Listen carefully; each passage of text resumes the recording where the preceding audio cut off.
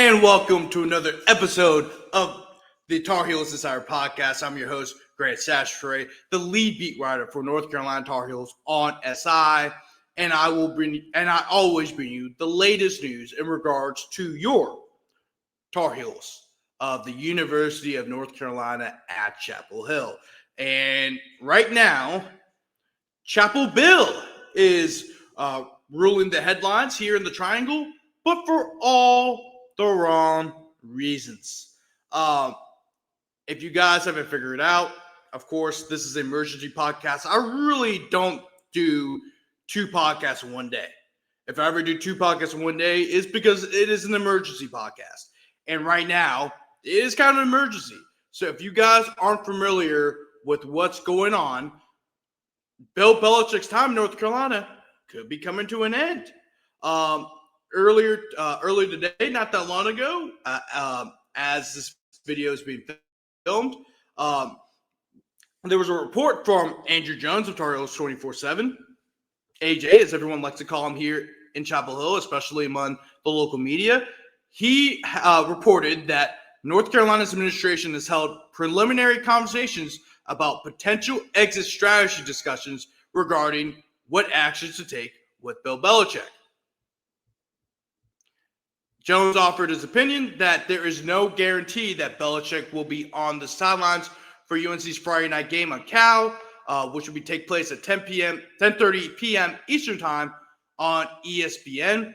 The report also suggests that North Carolina could attempt to dismiss Belichick for cause by citing rules violations involving members of his coaching staff. It should be noted that cornerbacks coach Armand Hawkins was suspended earlier this week for providing extra benefits to players and their families. That report was brought to you by Bruce Feldman of The Athletic. And it's just been a mess. It really has been. And this is something that isn't common. It actually happened at Kansas a few years ago when they tried to fire David Beatty. I believe it was 2018. But however, it became a huge mess. It led to a lawsuit. Jeff Long was fired because of it. And the funniest thing was David Beatty was only owed $3 million, which is nothing compared to the $30 million that North Carolina will have to owe. And according to Brian Murphy, this is what he tweeted out on October 6th, 2 days ago, when the first drama of UNC football happened, which we'll get to in a second. Since this keeps getting mentioned, Belichick's contract, which has a $1 million base and a $9 million supplemental per year, is guaranteed through December 31st, 2027. If UNC lets him go without cause, they owe him what's ever left on that $30 million. So it could be up to $30 million. And this has been an embarrassing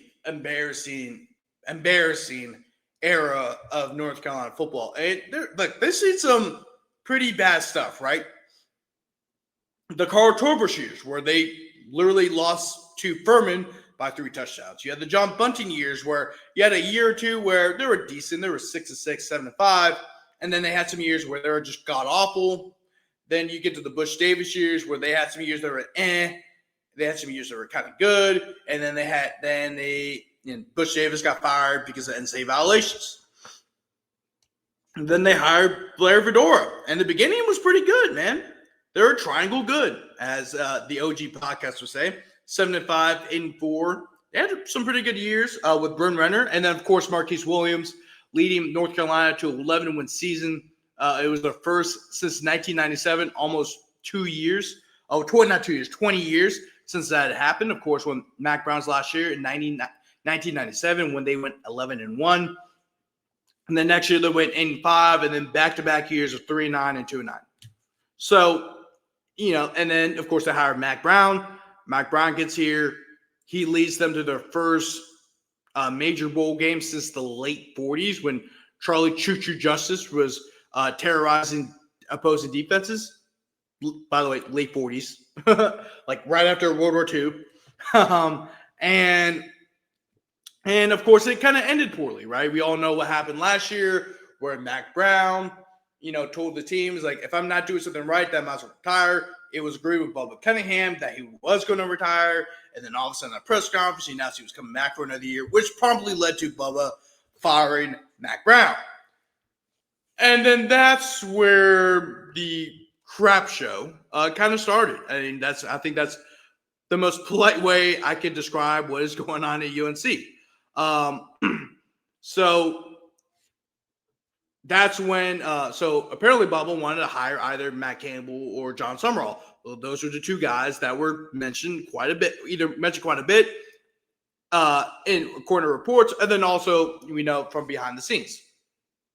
However, John Pryor and some of the other board of trustees members, along with some prominent money people at North Carolina, wanted to hire Bill Belichick because he was available. And it was a mess. And they completely railroaded Bubba's search. And then, of course, it led to Bill Belichick being hired. And then Bubba Cunningham's like, you know what? I'm just going to retire. Apparently, I can't make a hire for football.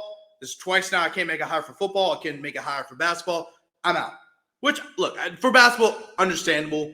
Hubert Davis was Roy Williams' right-hand man.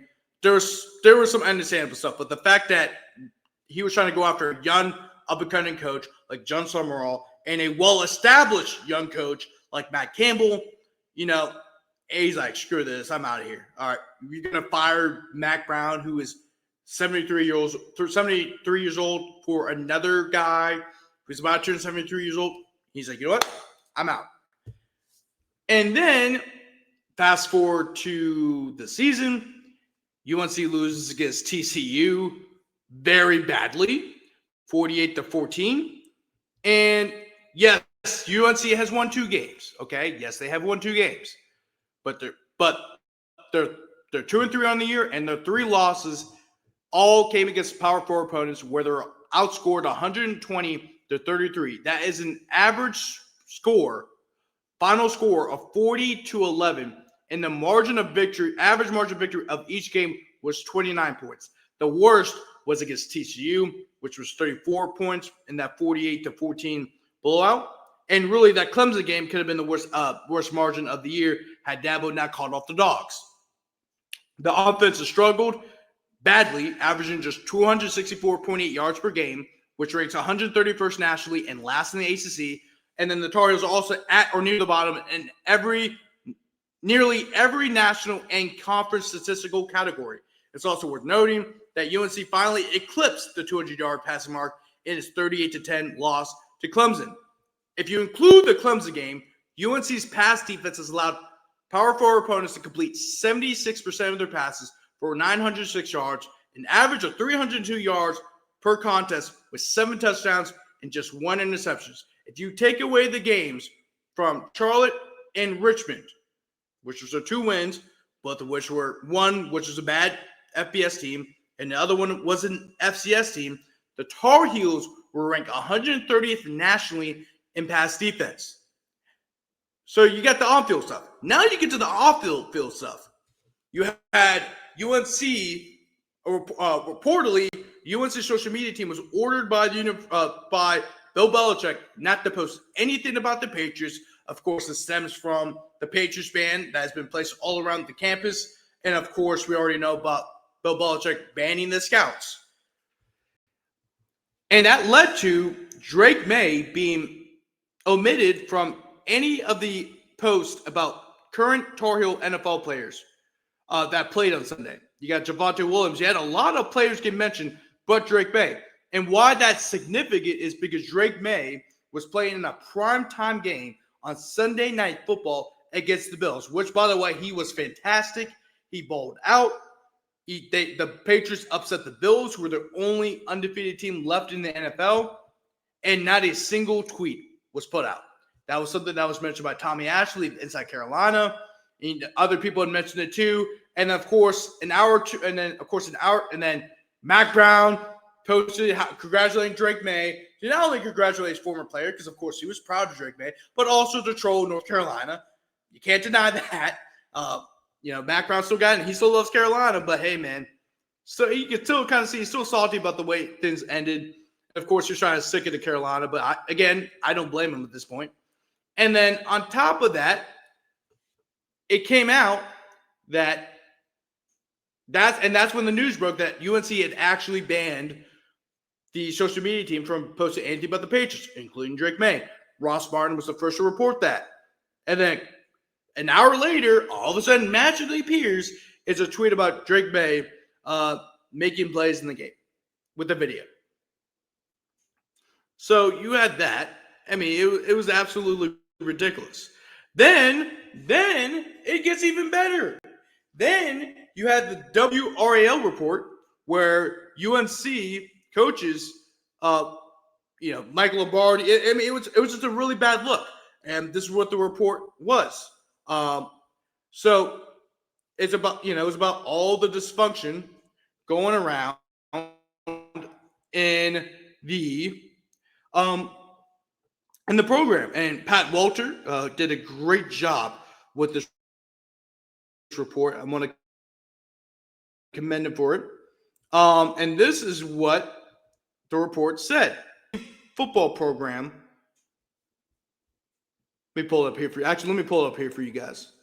So you guys can read it too. Because it is a damning. It's a truly a damning report. Truly damning. So you got this report from WRAL from Pat Walter. And by the way, he's been going to all kinds of national shows. Every time I go up on YouTube, there's Pat. He's had a wild 48 to 72 hours. So Bill Belichick, this is what the report says. Bill Belichick sold his UNC football program as the 33rd NFL team through 5 games as a college football coach. The Tar Heels ranked 128th in points per game out of the 136 NCAA Division I football bowl subdivision teams. Pick a stat right now. It's not good.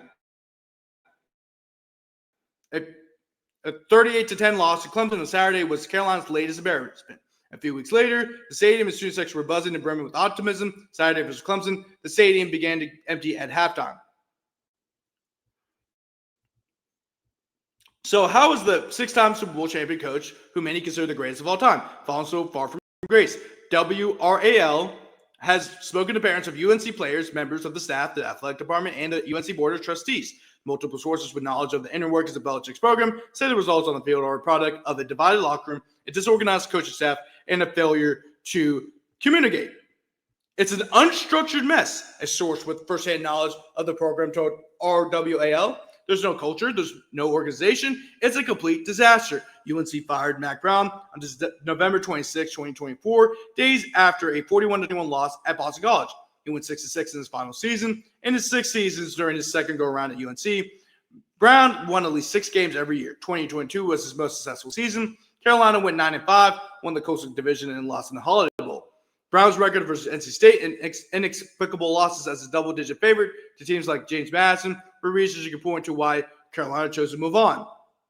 Belichick was named UNC head coach on December 11th, 2024, in a search led by UNC Chancellor Lee Roberts and John Pryor, who was the Board of Trustees chair at the time. According to sources, the divide in Belichick's locker room started right away. It's all starting at the top, and the boys are being affected. A parent of a current UNC player said under the condition of anonymity for fear of retaliation. I don't fault the players. I fault the leadership that created this toxic environment. That's an individualistic mindset. The boys are young, and they're feeding into it. The challenge for Belichick, who had never coached college football before, was navigating a sport that had undergone tremendous change in the last several years. The transfer portal and constantly evolving NIL rules were challenging for college football veterans, let alone someone new to the sport.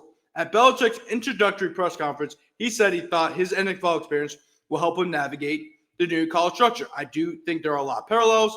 Belichick said at his introductory news conference on December 12, 2024, I think that's the reason for the general structure of Michael Lombardi as general manager and myself as a coach working together collaboratively like we've done in a professional organization. I do think there are some parallels. Lombardi as general manager was Belichick's first hire. Lombardi's only listed college experiences as a recruiting coordinator for UNLV from 1981 to 1984. In the NFL, he began as a scout with the 49ers. He worked with Belichick with the Cleveland Browns and New England Patriots. The transfer portal opened December 9th, 2024. Of course, they signed 70 players. And, of course, according to sources, it was there that the divide organically formed between the Mac Brown recruited players and the transfers. A lot of reading.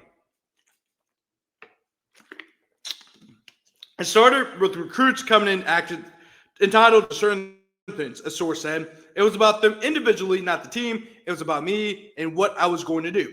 It's common in college football for players to transfer to get paid more than others to stay. But according to multiple sources, Belichick and his staff hadn't done enough to unite the players. There are multiple examples of preferential treatment for transfers that have added to the discord in the team.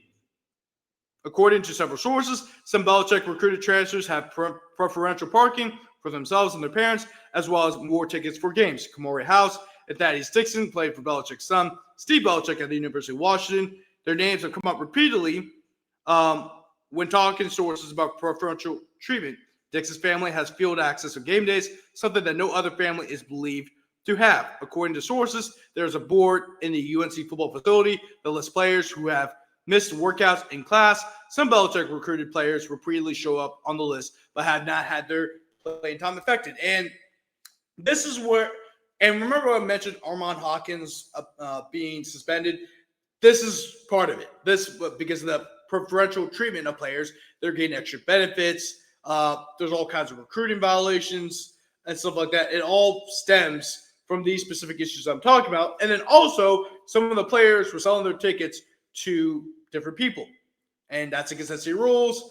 Of course, there's a tweet that came out. I think it was by Pat, where there was a text message sent out to all the players. Hey, you cannot sell your tickets and blah, blah, blah. And this is where Armand Hawkins' suspension is from. And also, what was a really interesting thing was, the lack of communication with the coaches. Mac Brown was very open with a lot of the guys, not only with the players, but with the parents and also with the media. I saw an interview that Pat Welcher, who of course wrote the report. He did a story with, he's being interviewed by NESN up in New England, more specifically Boston. And he mentioned how, Mac Brown would, he would have conversations with Mac Brown, and Mac Brown would just give him the scoop and everything. Of course, it was off the record, but Mac Brown was open to anything. He wasn't afraid to answer questions. He was really open. And that's something I've got from multiple media members, like AJ and different and Adam Smith, and different guys around who have covered Carolina for a pretty long time, have told me Mac Brown was just chill. He was just talk to you. So I get to an extent why the parents aren't really happy with Belichick, because he hasn't been communicating with them. Obviously, because Belichick and coaches have different styles. But at the same time, there was some other stuff that was really damning. There's been no communication with coaches and parents. Period. A parent of a current UNC player, non-zero zilch, not one email from a coach, one text, phone call, nothing. And so that is kind of unusual, right? I get the lack of communication, right, to an extent, because obviously some coaches may not be as communicative of others, but they're still let the parents know what the hell is going on. For example, my little brother plays for a Division III football school, and my mom and dad get emails from the coaches all the time about what's going on with the program, certain things, what you need to know, and blah blah blah. And so it's pretty normal for coaches to let everybody know what's going on. Maybe some more open, like Mac Brown, while some people may not be, kind of be closed doors, but at the same time still want to let you know what's going on. Even Mac Brown gave out his number to the parents. Y'all, that's crazy. But also, here's another thing. He has not talked or had a conversation with most of the guys on the defense, a source said. They don't even have his number. This is in regards to Steve Belichick, the defensive coordinator. Y'all, that's insane. He's the defensive coordinator. This is unusual, guys. The defense coordinator, should have all the defensive players' numbers. Or if he does, you should be able to talk to him. Like that's like, for example, my little brother, as I mentioned, who's a college football player, he talks to his defensive coaches all the time during the summer to know what's going on. They have meetings like almost every other day. Like, and I'm also the son of a football coach. Like, this is insane. That's insane. Look. Of course, these are anonymous sources, and I get that this may or may not be true. But I can tell you this, guys, right now. Even before all these reports are coming out, I've been knowing about this. Like, I've been hearing the murmurs. Different people have told me what's been going on. Like, I can't confirm to you that this is true, but this leads up to everything that I have heard about what's been going on with the program. So it's just they don't know what they're doing. They don't know what they're doing. And look, they said they like Brian Belichick. Because in the reports, multiple sources said that Belichick's son, Brian, who's the defensive back and safeties coach, is very personable. But Steve, the defensive coordinator, they said is the opposite. The experience level and perceived nepotism with Bill Belichick's staff have been frequently called into question in the media. The lack of experience the coaches have, it's ridiculous, the source said. Steve Belichick was the defensive coordinator for one season in Washington prior to UNC. He began as a defensive assistant in 2012 under his father with the Patriots. He moved into defensive position coach roles in New England and was their defensive play caller from 2020 to 2023. Brian Belichick had a 9-year career with the Patriots. He started as a scouting assistant in 2016 and was the team's safeties coach from 2020 to 2023. Matt Lombardi, the son of Michael Lombardi, is the team's quarterback's coach. He spent the 2024 season as an offensive analyst at the University of Oregon. According to UNC's website, prior to that, Lombardi worked as assistant wide receivers coach with the Las Vegas Raiders and assistant quarterbacks coach with the Carolina Panthers with additional stint on the office staff of the Miami Dolphins. Among the most experienced coaches are outside linebackers coach Ty Nichols and cornerbacks coach Amon Hawkins. Prior to UNC, Nichols was an analyst and defensive graduate assistant at Arizona. Hawkins started as a director high school relations at UNC. He spent a season at Colorado as an assistant recruiting coordinator and was an assistant director of recruiting and defensive analyst at Arizona and a defensive analyst at Washington. Belichick himself has been praised by multiple sources for his one-on-one coaching. It's his inability to run the program that's being questioned by parents and players. Bill shuts people out. He's limited in what he says, a source said. Belichick was said hi when he sees players in the building. His GM, Michael Lombardi, has been described by multiple sources as rude and nasty. Nobody likes him, a source said. In a recent letter to donors during Carolina's bye week ahead of the Clemson game, Lombardi positioned the UNC program as a rebuild. It's just insane. There's a lot more that goes into it. I just want to talk about the toxicity. We'll get to Michael Lombardi at some point. Oh, he ain't safe. I'm going to have an article about him tomorrow.